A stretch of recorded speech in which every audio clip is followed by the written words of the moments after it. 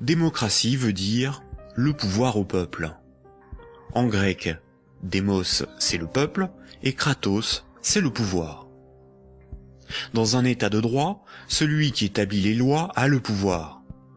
En démocratie, c'est le peuple qui écrit et vote les lois. Une aristocratie, c'est le pouvoir au meilleur.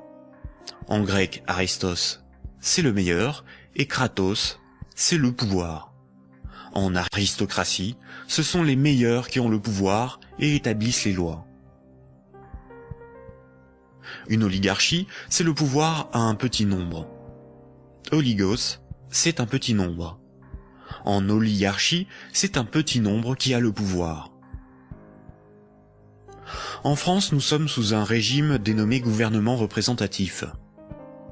Tous les 5 ans, on demande au peuple d'élire ses représentants parmi un groupe d'hommes politiques, dénommé classe politique. Les représentants écrivent et votent les lois, pas le peuple. Nous sommes donc dans une oligarchie. Historiquement, le terme de démocratie pour désigner le gouvernement représentatif a été employé dans les années 1830 pour tromper l'opinion publique et faire croire au peuple qu'il a le pouvoir. Ce mensonge perdure encore de nos jours.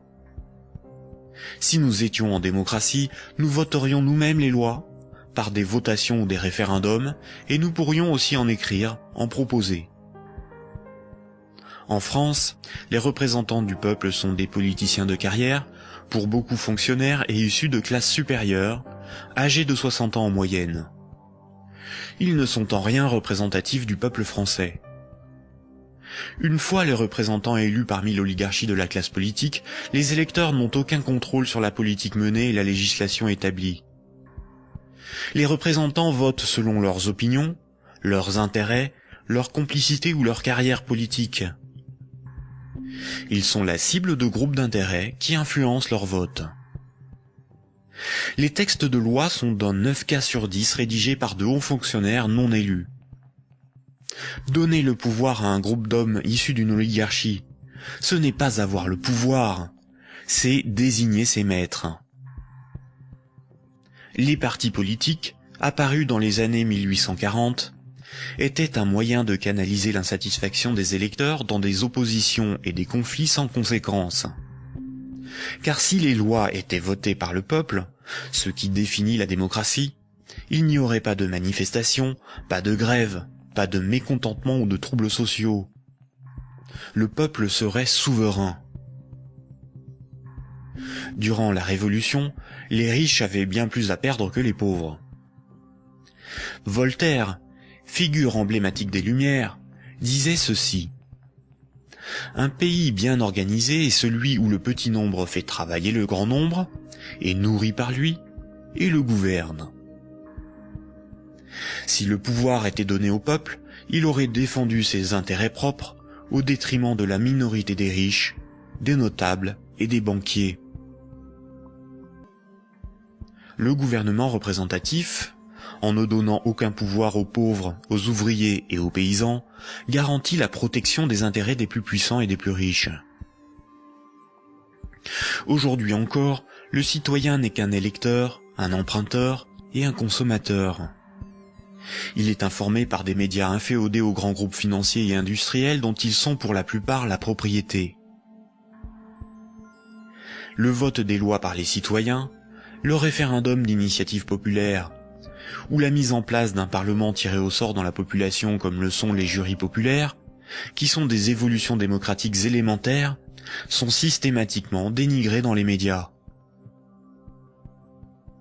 L'Union européenne est une organisation soutenue à l'origine par les élites américaines pour éviter l'apparition d'une puissance concurrente en Europe de l'Ouest.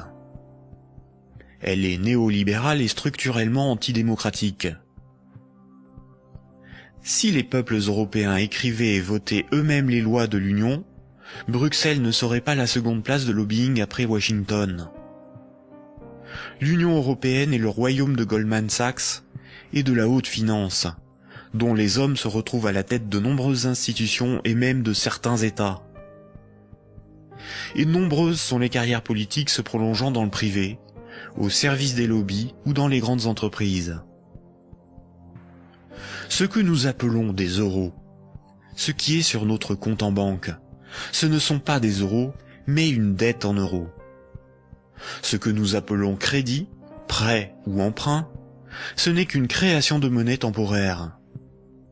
Ce que nous appelons démocratie n'est pas une démocratie, mais une oligarchie.